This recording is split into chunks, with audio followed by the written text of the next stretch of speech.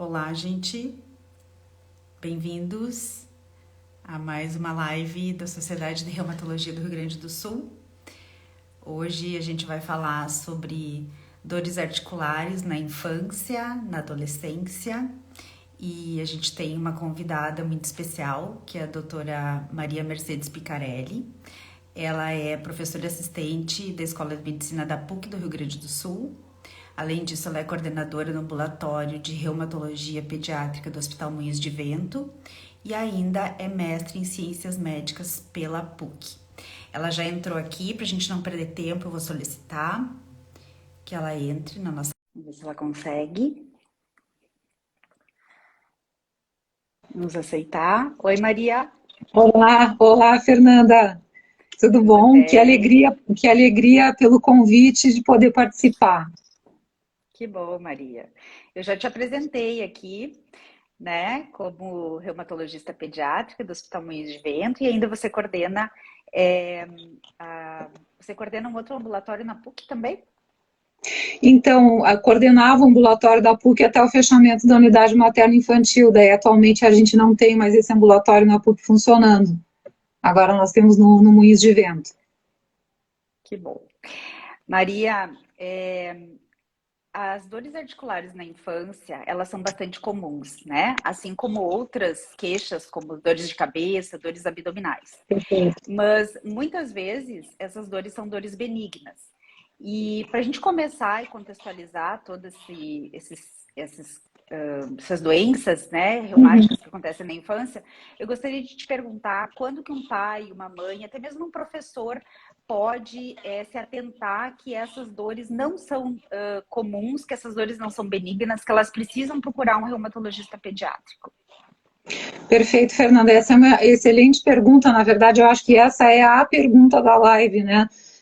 Na verdade, dores articulares em crianças são bastante frequentes e principalmente dores nas pernas, né? Na verdade, dores nos membros, que se refere a membros inferiores, em geral é um diagnóstico sindrômico frequentíssimo em pediatria. Dependendo da série, isso pode variar até entre 20% a 40% das crianças, então é muita gente. Eu acho que todos nós temos a memória, né, de quando crianças nós mesmos já ter sentido dor nas pernas, né? Então isso é uma coisa bastante comum. De fato, a maioria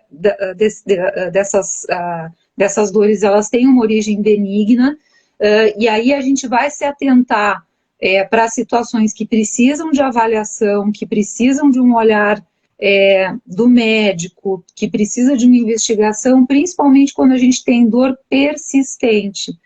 Em geral, essas dores nos membros, que são dores mais mecânicas, então elas estão associadas eventualmente à prática de exercício físico, uma festa de aniversário, por exemplo, que a criança passa brincando durante um período prolongado, ou um final de semana, em algum evento desse tipo, então ela vai brincar bastante, no final do dia ela vai ficar dolorida, né, eventualmente pode adormecer e acordar com dor, e, em geral, o manejo costuma ser muito simples. Os pais fazem massagem, né?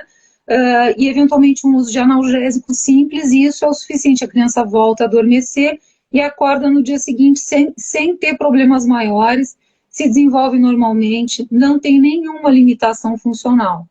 Ao passo que as dores onde a gente tem uma persistência do quadro, então a dor que dura 2, 3, 4 dias, avança pela semana, e que principalmente tem características que a gente chama de inflamatórias. Então, aquela criança que acorda pela manhã com limitação funcional, com dor, que tem uma restrição da sua mobilidade, né, nos primeiros períodos, logo depois que ela acorda, eventualmente crianças que mancam nesse horário, ou crianças que até, quando a gente tem essa criança pequenininha que está recém-deambulando, ela para de deambular, ela fica sentada na cama e espera que os pais deem colo, para só mais tarde, ao longo da manhã, então, essa mobilidade ficar um pouco mais normal.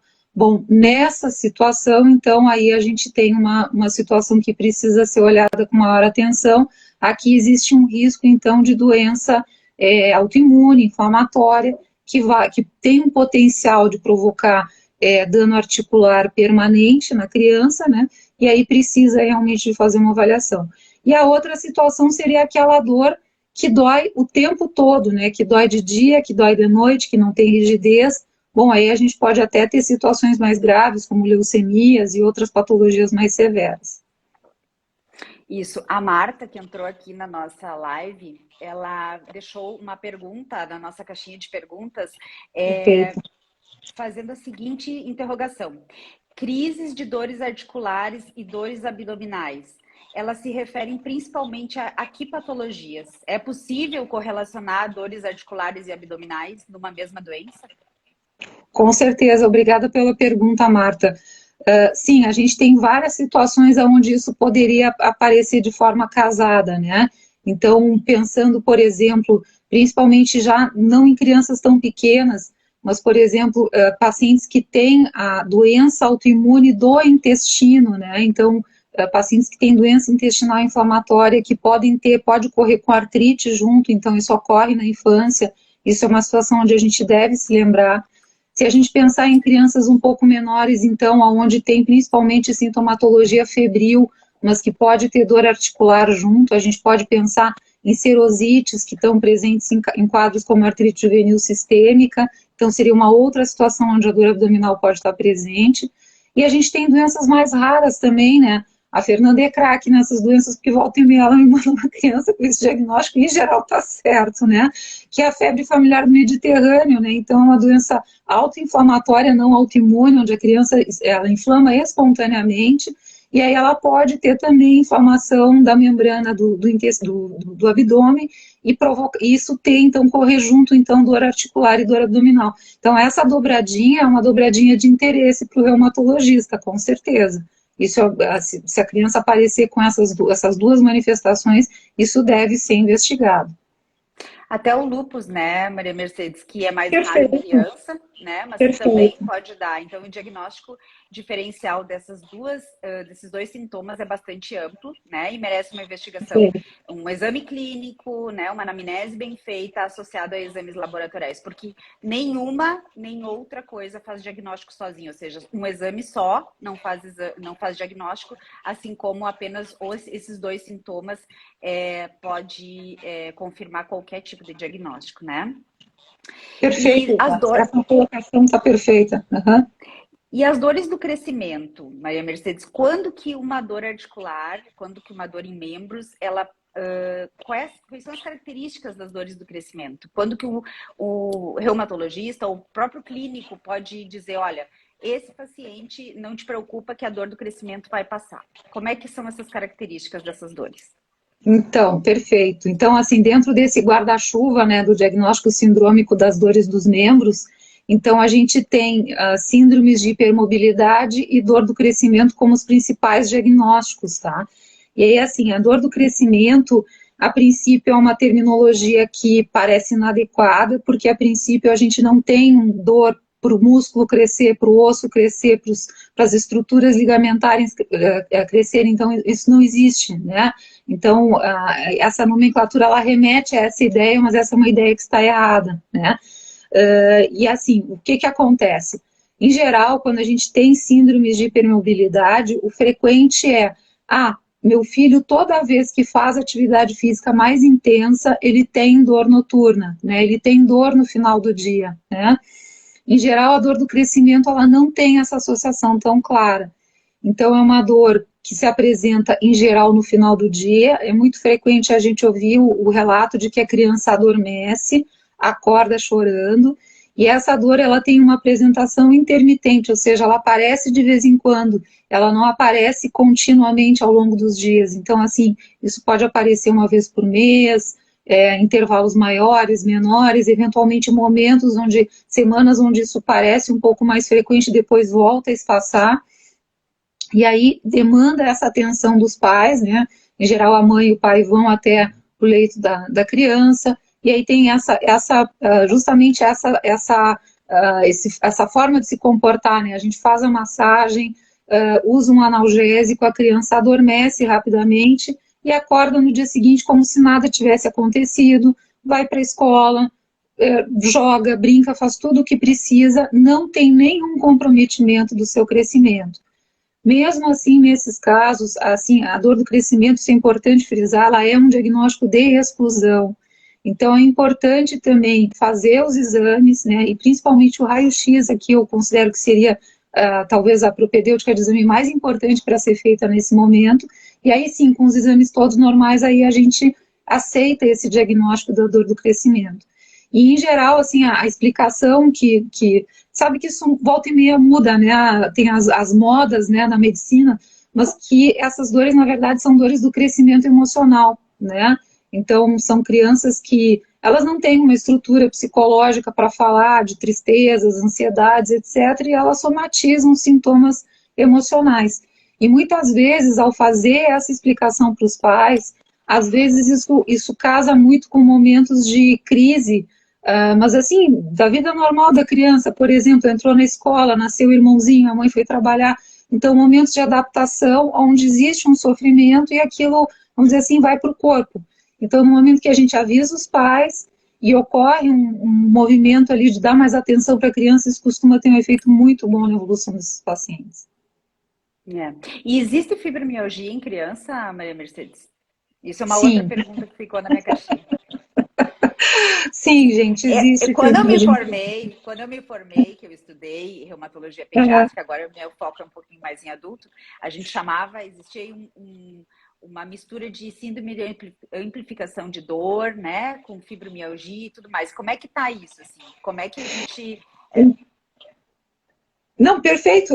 Na verdade, a gente também fala em síndromes de amplificação da dor, e aí o muito interessante é que a dor do crescimento, ela está nesse espectro de amplificação da dor, assim como a fibromialgia, né? A fibromialgia seria, vamos dizer assim, um extremo de gravidade, de intensidade da dor, né?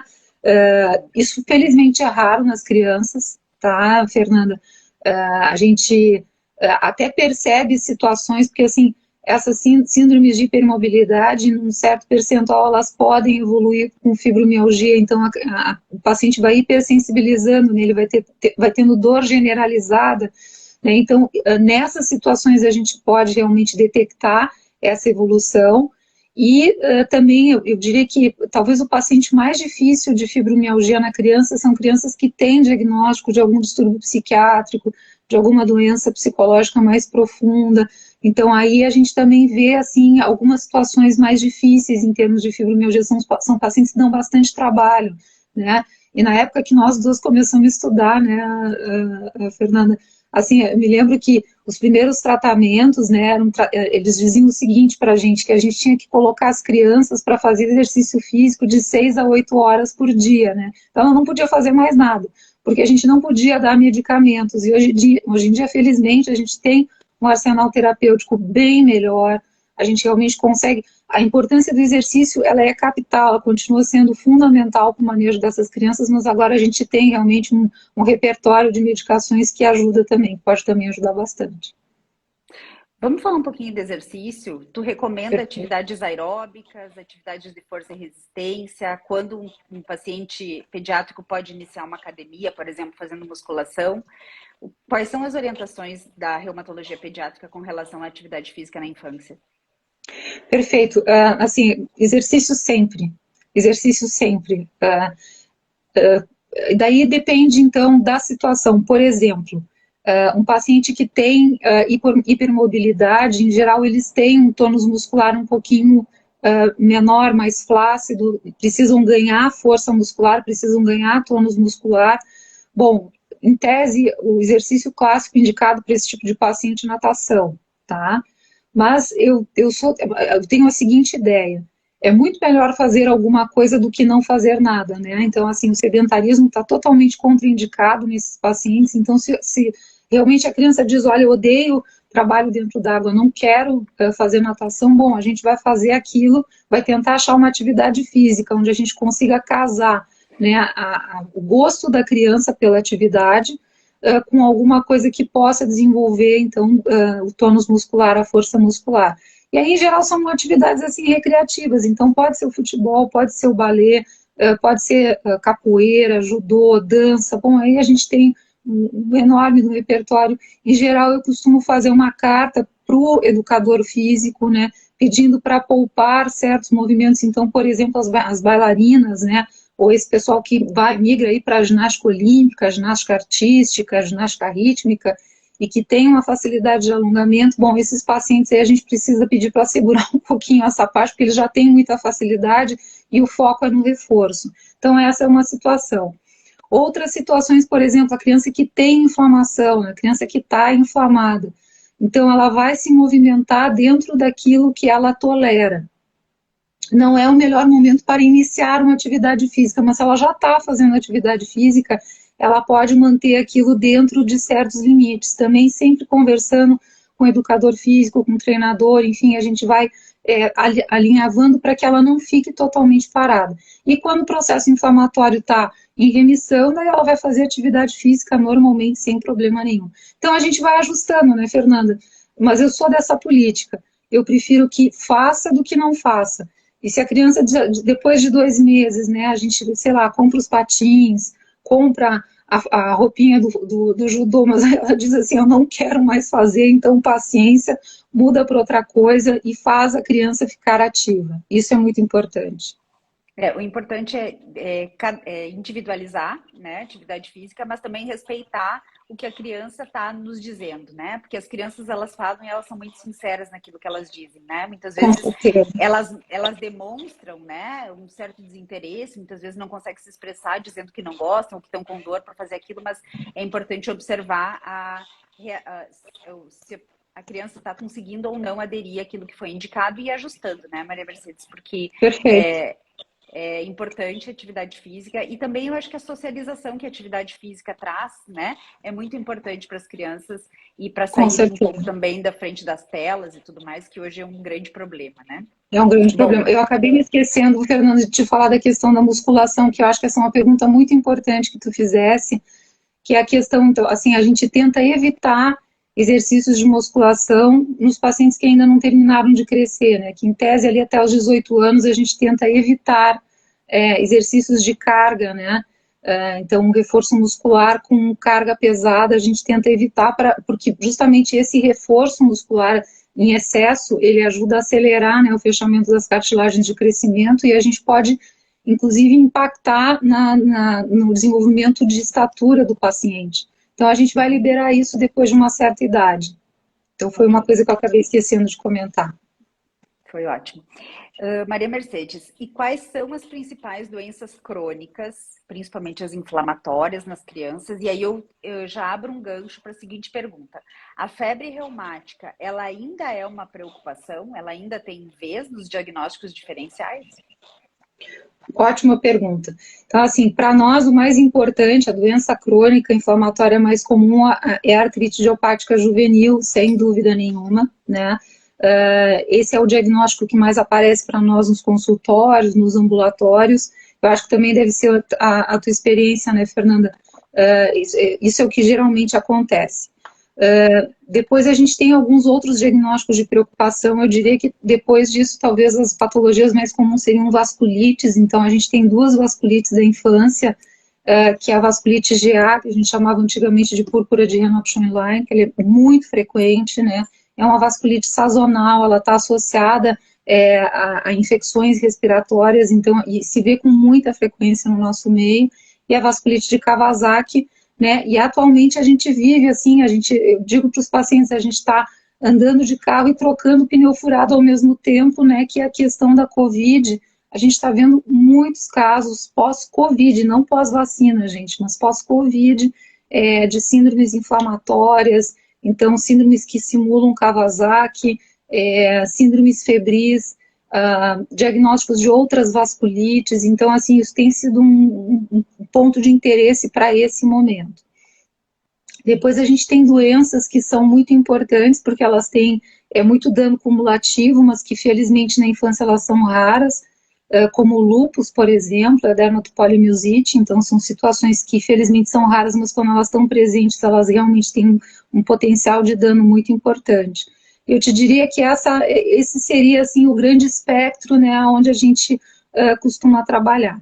E essa tua pergunta da febre reumática eu considero extremamente relevante, né? Então, assim, eu sou de uma geração que tem pouquíssima experiência com febre reumática.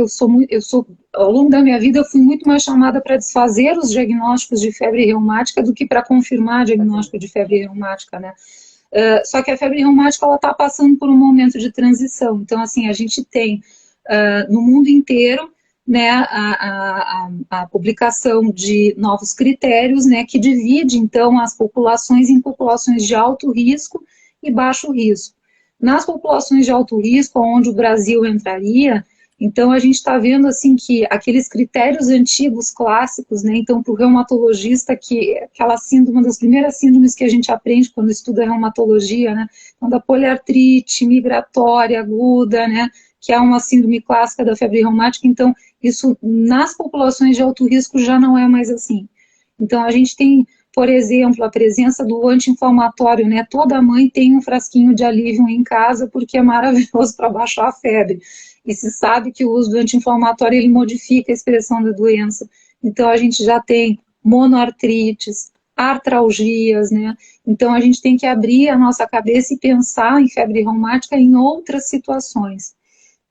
E junto com isso, a gente sabe que a febre reumática é uma doença que está associada a problemas socioeconômicos, a pobreza e tal, e a gente está vivendo um problema de crise, né? A gente está passando por esse momento, então é muito possível que, assim, eu tenho treinado os residentes para tentar desenvolver esse olhar, tá? Que a gente comece a pedir mais o teste do ASLO, que a gente investigue mais a possibilidade de uma infecção de via aérea superior recente e lembrar mais da febre reumática. Ela passou muito tempo esquecida e agora a gente tem que voltar a lembrar dela, realmente.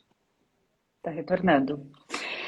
Maria Mercedes, e assim, corticoide melhora quase tudo, né? Principalmente no que se a gente está falando de dor articular, melhora muito. E praticamente é o grande arsenal, o principal arsenal terapêutico que a gente tem para melhora aguda do paciente. Só que, se usado cronicamente, ele causa vários efeitos colaterais, vários danos e várias sequelas, inclusive diabetes, né? No adulto, o paciente pode desencadear diabetes, pode ser um trigger e a gente nunca mais conseguir reverter isso.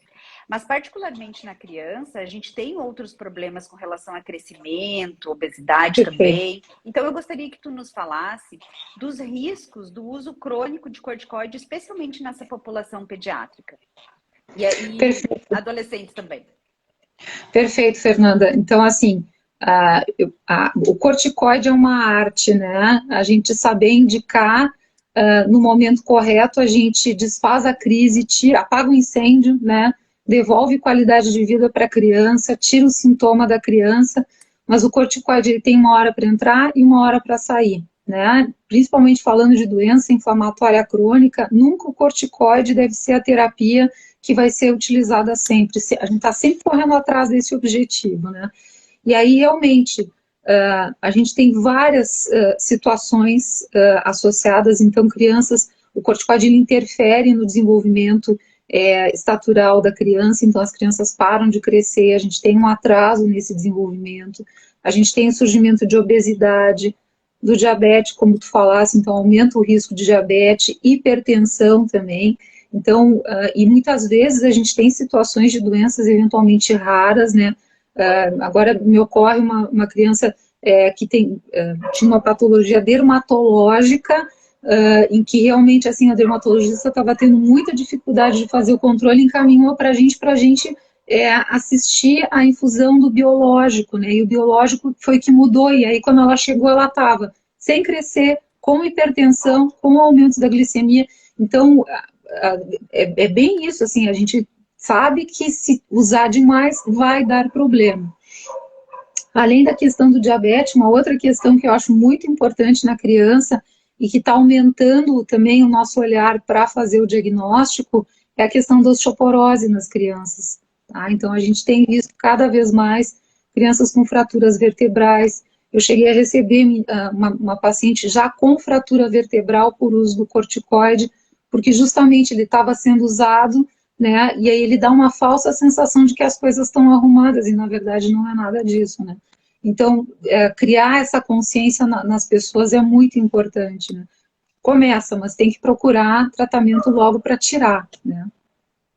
E aqui vai o alerta, então, que o corticoide ele vai ser usado no início do tratamento, mas a gente imediatamente, concomitantemente, começa, então, imunossupressor ou imunobiológico, dependendo do diagnóstico e de quais os medicamentos que o paciente já experimentou e também com relação às suas contraindicações, vai ser indicado um ou outro. E aí, Perfeito. em se indicando, e assim, gente, os imunossupressores, assim como a gente usa em adultos, imunobiológicos, a gente tem possibilidade de usar em criança também, justamente para melhorar o prognóstico das doenças e poupar o corticoide. E aí, com relação a isso, a gente tem que ter muito cuidado com relação à vacinação dos pacientes, porque o calendário vacinal das Perfeito. crianças é muito intenso, diferente do calendário vacinal dos adultos, que nós, na reumatologia de adulto, a gente cuida bastante também, mas na criança a gente tem momentos muito diferentes de vacinar os pacientes, né, nessa população. Então, quais são as orientações de um pai, de uma mãe que tem seu filho com uma doença reumática em uso, seja de imunobiológico ou de corticoide, mas também, seja de imunobiológico ou imunossupressor, mas também de corticoide, né, Maria Mercedes? Porque o Perfeito, corticoide perfeito. influencia na questão da vacinação. O que tu tem Com para nos certeza. deixar aqui com relação a isso? Então, assim, a grande mensagem é: vai na consulta com o reumatologista, leva a carteirinha de vacinação junto. Então, isso é parte da nossa anamnese, né? Saber como está indo esse calendário vacinal. Idealmente, né, o que sempre se propõe é tentar fazer as vacinas antes de iniciar com a terapia imunossupressora, mas a gente sabe que na prática isso é muito difícil, né? A criança chega com dor, chega com manifestação, a gente tem uma urgência de deixar a criança bem, então a gente acaba arrumando a questão da vacinação já quando a casa está mais arrumada. E assim, a grande orientação é: pacientes que utilizam corticoide, imunossupressor e terapia imunobiológica não devem fazer vacinas com vírus vivos atenuados, né? Então, essa é assim, a grande limitação, né? A gente explica isso para os pais, que toda vez que tiver a indicação de uma vacina, isso tem que ser discutido com a gente. E assim, em situações, e aí, por exemplo, a gente tem pacientes, então, com artrite juvenil, que tem a possibilidade, eventualmente, de suspender a medicação, então a gente pode programar fazer essa vacinação no futuro, se combina isso com o pediatra, com o posto de saúde, e se atrasa um pouquinho, então, o uso dessas vacinas. Mas a gente está em pleno surto, né? Então, assim, aconteceu, por exemplo, uns anos atrás, a gente teve um surto de febre amarela, né? E justamente eu tinha uma criança que morava assim no miolo, no olho do furacão, e a menina estava muito bem da doença autoimune, então a gente optou por fazer a suspensão da imunossupressão por um período, fazer a vacina, aguardar o tempo, né, para fazer a soroconversão e depois iniciar com a terapia. Então também tem a coisa da indicação individualizada, mas em termos gerais, o assunto vacina é sempre tratado na primeira consulta. Isso é um assunto de interesse e, assim, às vezes a gente vê as coisas mais incríveis acontecendo, né? Crianças chegando, tomando vacinação mal indicada, né? Isso acontece. Isso mesmo. A Daniela Bittencourt, ela deve te conhecer, ela pediu para você falar sobre reumatismo e visão. Eu não sei Sim, oi, exatamente o Dani. que ela está querendo. Você conhece ela? Então, conheço, sim. A mãe de uma querida paciente minha, eles são uma família muito, muito querida, gosto muito deles. Então, justamente, né? Então, assim, as articulações seriam o local, vamos dizer assim, mais comum ou mais clássico, né, de inflamação nessas doenças, mas a gente tem o comprometimento que a gente chama de visceral, né, que quando essa inflamação compromete outros órgãos além das articulações, e o olho é um desses locais, né. No caso dos pacientes, dentro da doença reumática mais comum, que é a artrite idiopática juvenil, a gente tem a uveíte, né, que seria inflamação do que a gente chama de câmara anterior do olho, né. Isso costuma acontecer muito em pacientes com um certo subtipo da artrite juvenil, que é a doença óligo-articular, então quando a gente tem até 4 articulações acometidas, pode acontecer em alguns outros subtipos, mas sempre menos, de forma menos frequente. E o que é importante salientar é que essas crianças, elas podem não ter nenhuma manifestação clínica, né? A gente chama de uveíte anterior crônica, então ela pode ser absolutamente assintomática. Então, por isso que criança que faz o diagnóstico de artrite, ato reflexo, a gente já manda para o oftalmologista para avaliar a possibilidade da presença desse tipo de inflamação, e isso também pode mudar a indicação do tratamento, então tem um impacto muito importante no manejo dessas crianças. E até o uso do corticoide, né, por um tempo muito Perfeito. prolongado pode causar alguns problemas de visão também, né? Perfeito, muito bem lembrado, é verdade. Isso, então Ainda, a gente tem os corticoides tópicos, né, que também aumentam, exato, perfeito. ainda sobre vacinação, eu gostaria de te fazer uma pergunta que eu acho que é bem importante. Você tem visto pacientes com doença em remissão fazem as vacinas, qualquer vacina, seja Covid ou não Covid, reativar as doenças autoimunes que já estavam em remissão? Isso é raro, Fernanda. Por exemplo, com a Covid eu não vi nenhum paciente ter isso, tá? Nas vacinas de Covid eu particularmente não vi, o que me fez trabalhar muito mais nessa pandemia foi a Covid mesmo do que a vacina, tá? Mas eventualmente isso pode acontecer com uma outra vacina em um outro caso pontual, mas isso é muito, muito raro. É indiscutível o benefício do uso das vacinas, mesmo em paciente que tem doença autoimune, que faz uso de terapia imunossupressora. A gente só tem que ter alguns cuidados, e se fizer tudo certinho, a gente protege a criança, e, enfim, é indiscutível o benefício, não há o que se falar a respeito. E uma outra pergunta, já que você falou em Covid, você tem visto pacientes que não tinham doenças autoimunes, depois, no pós-Covid, desencadear doenças autoimunes? Então, a doença autoimune como um gatilho, né? Eu te diria que eu acho que é isso que está me dando mais trabalho nesse momento. Então, assim, de fato, a gente tem visto esse tipo de situação. Então, eu tenho visto, assim, pacientes com vasculite, então, crianças pequenas que podem fazer COVID até de forma assintomática, tendo vasculite periférica, né, vasculite de pequenos vasos, então com cianose dos dedos, da orelha, do nariz. Eu vi alguns casos isso acontecer, vi mais em adolescente do que em criança pequena, mas vi alguns casos onde ficou, porque isso está descrito na literatura, né, então eu tive a oportunidade de ver e tratar esses pacientes. A gente viu casos de vasculites mais graves. Eu acabei acompanhando lá por uma atividade do Moinhos uma menina de 8 anos que fez uma vasculite associada ao ANCA, quando ela estava assim, no auge da Covid, numa cidade do Nordeste, que foi um dos epicentros da pandemia naquele momento, ela acabou falecendo.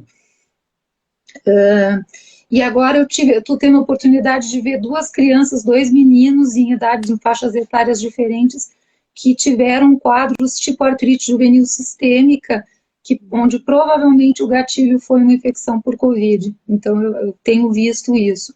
Isso não é uma coisa de todos os dias, mas é incrível, assim, já nesse momento onde a gente tem, né, uma diminuição do número de casos, né, então onde as coisas parecem que estão aliviando, mas eventualmente a gente tem esses pacientes que aqui e acolá fazem manifestação autoimune em resposta à infecção pela Covid.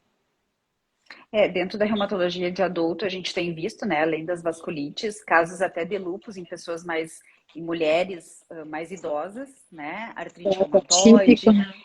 Uhum. e até aqueles pacientes que tinham psoríase tendo artrite, né, depois desenvolveu uma artrite psoriásica pós-Covid. Bom, com relação a uma outra situação que é bastante perguntada pelas mães, principalmente dos pacientes pediátricos que têm doenças reumáticas autoimunes, elas gostam muito de perguntar que tipo de vitamina que a doutora indica para melhorar a imunidade. E qual é a tua orientação com relação a isso, Mercedes? Perfeito, Fernanda. Bom, assim, a princípio, né, a vitamina da moda é a vitamina D. Mas, assim, vamos usar com certos cuidados, por favor. Então, na verdade, parece que essa denominação não é uma denominação adequada para essa substância, né? Na verdade, é um hormônio, né, que tem receptores em vários locais do nosso organismo e funciona em várias instâncias e também no sistema imunológico. E justamente agora, nesse nosso último congresso, né, Fernanda, como apareceu aí as evidências a respeito da vitamina D, que quando realmente ela está em quantidades baixas, a gente vê pacientes com mais dificuldade de fazer o controle, né, inflamatório de um paciente que já tem a doença autoimune estabelecida. Então, de uma maneira geral, a gente tenta manter os pacientes com essa taxa de vitamina D em torno de 30 para cima, né? E aí também usar o bom senso. Eu, em geral, na minha prática, eu costumo solicitar mais ou menos umas 2 vezes por ano, né? No final do verão, no final do inverno. Se precisa fazer reposição, a gente faz. Estimular o sol, isso é muito importante, né?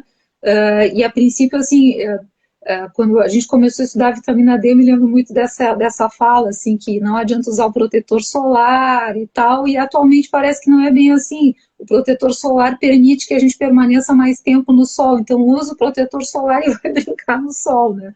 Então, a princípio é isso, né? Tentar utilizar essa terapia. Fazer esse controle para que a criança não fique deficitária em termos de vitamina D, né?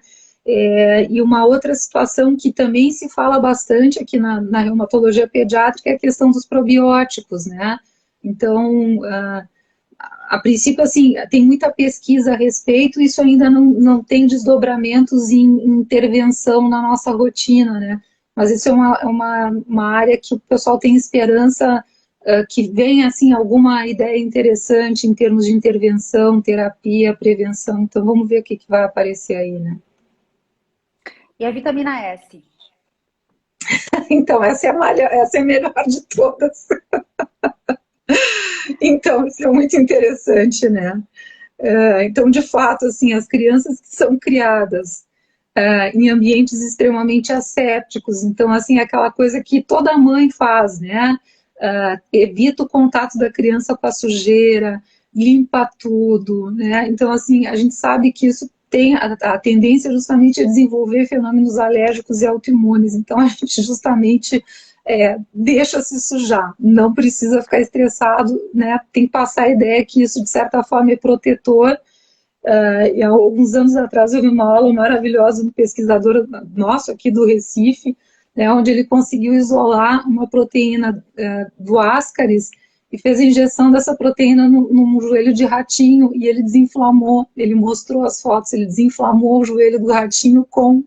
Então, mesmo aquela conduta que a gente tinha antigamente de 2 vezes por ano, dar remédio para vermes, não se deve fazer mais isso. A gente deixa os vermes lá dentro, a gente só trata se tiver sintoma, porque eles também têm uma ação protetora nesse sentido, né? É incrível isso, mas é verdade. Com certeza.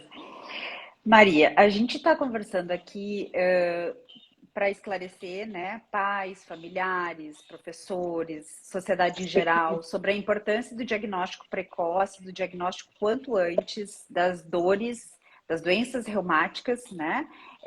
E a principal delas, você já comentou, que é a artrite idiopática juvenil, em função de melhorar a qualidade de vida, de evitar deformidades. Mas eu te pergunto, qual o verdadeiro impacto da dor crônica nas crianças e nos jovens? O que tu tem visto de sequela com relação à dor, não sequela articular? Como que esses jovens têm se comportado com relação a isso? Bom, Fernanda, assim, a gente vive um momento feliz por conta, né, do advento da terapia imunobiológica e do desenvolvimento dos imunossupressores, então a gente realmente tem conseguido proteger muito mais as crianças. Então, quando eu comecei a fazer reumatologia pediátrica, tinha um perfil de paciente que não respondia a tratamento, não crescia, ficava na cadeira de rodas, e realmente é uma situação extremamente dramática, né? Eu ainda tenho a oportunidade de seguir alguns pacientes que viraram adultos, e a gente vê o impacto disso no paciente adulto, né? Como é difícil. Então, os pacientes que ainda estão se submetendo à cirurgia para fazer correção, enfim, é uma vida muito sofrida, né? É um paciente que sofre muito por dor. E aí eu acho que tem uma chave, né, nessa nossa conversa, que é o diagnóstico precoce, né? Então, a informação levando ao diagnóstico precoce. O diagnóstico precoce é um tratamento precoce e a prevenção, então, de todos esses danos e a questão da doença crônica. A princípio, se a gente consegue fazer uma boa abordagem nesse sentido, eu acho que houve uma revolução, sim, na reumatologia pediátrica nesse sentido, né? Então, a nossa luta é para que a criança chegue rápido ao reumatologista e que isso então produza, né, uma intervenção precoce e a proteção dela. Agora, realmente, os pacientes que têm sequelas vão sofrer de dor crônica, né, e isso tem um impacto devastador na qualidade de vida, surgimento de condições psicológicas, ansiedade, depressão, a dificuldade desse jovem, né, se inserir no mercado de trabalho, desenvolver uma carreira, relacionamentos, vida social, tem um impacto monstruoso, né? Então é uma luta que a gente tenta chegar antes do que o estrago, né? E a gente tem uma quantidade de medicamentos oferecidos pelo Sistema Único de Saúde é, enorme, né? A gente tem várias Muito possibilidades, interessante. né? Então, não é por falta de medicamento, é por, na verdade, é interessante fazer o diagnóstico precoce, fazer o diagnóstico quanto antes, e em não respondendo à terapia inicial, a gente tem possibilidades de troca de medicamento, né? Para justamente evitar essas sequelas, tanto físicas quanto emocionais. Perfeito.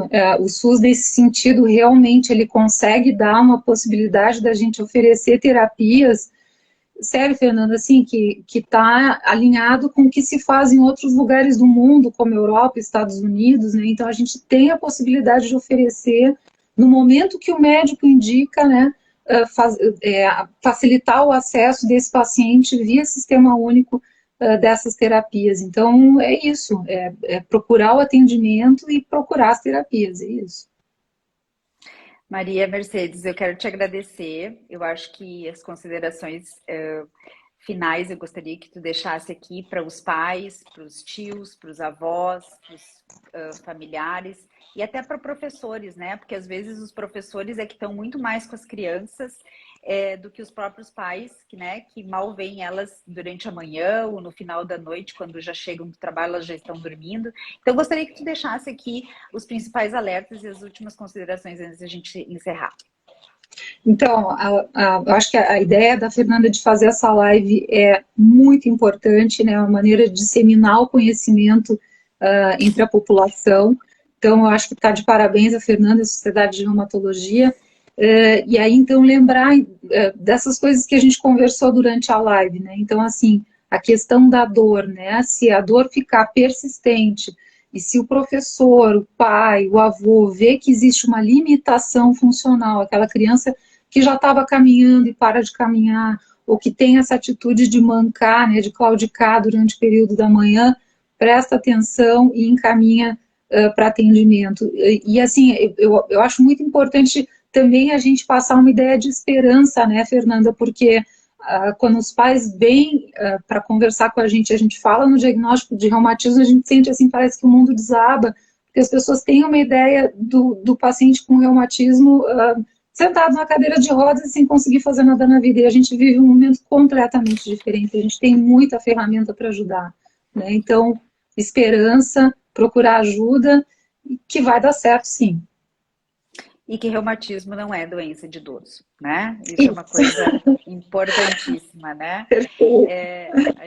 Eu queria deixar aqui, agradecer a todo mundo que entrou aqui, que fez as suas perguntas e dizer que essa nossa live vai ficar também disponível no canal da Sociedade de Reumatologia do Rio Grande do Sul, lá no YouTube, para ser compartilhado, então, com quem vocês acharem interessante e que vai se beneficiar com essa conversa bem interessante que eu e a Mercedes tivemos aqui. Hoje, Mercedes, eu estou me despedindo das lives através da coordenação da Comissão de Comunicação e Mídias da Sociedade de Reumatologia do Rio Grande do Sul. Estou encerrando com chave de ouro porque eu adoro esse assunto, apesar de não ser pediatra. Eu estou a 500 quilômetros de Porto Alegre e é muito difícil encaminhar muitas vezes os pacientes para Porto Alegre para manter consultas regulares. Então, a gente faz essa ponte sempre. E eu te agradeço muito. Parabéns. E eu também queria te agradecer, porque eu acho que tu fizesse um trabalho excepcional nessa comissão, acho que também tu fizesse a tua revolução aqui, tá? Eu acho que tu tá fazendo um trabalho, assim, fundamental. Acho que a pessoa que for te substituir vai ter trabalho para manter o nível, viu? Acho que tu criasse um parâmetro vai manter, aqui. Com certeza, doutora Tamara Mussenic, com certeza vai manter. Olha só, só tem craque jogando. Obrigada, querida. Tá Boa noite, bem. bom descanso e muito obrigada Para por você também. Obrigada a todos, viu? Tchau. Tchau.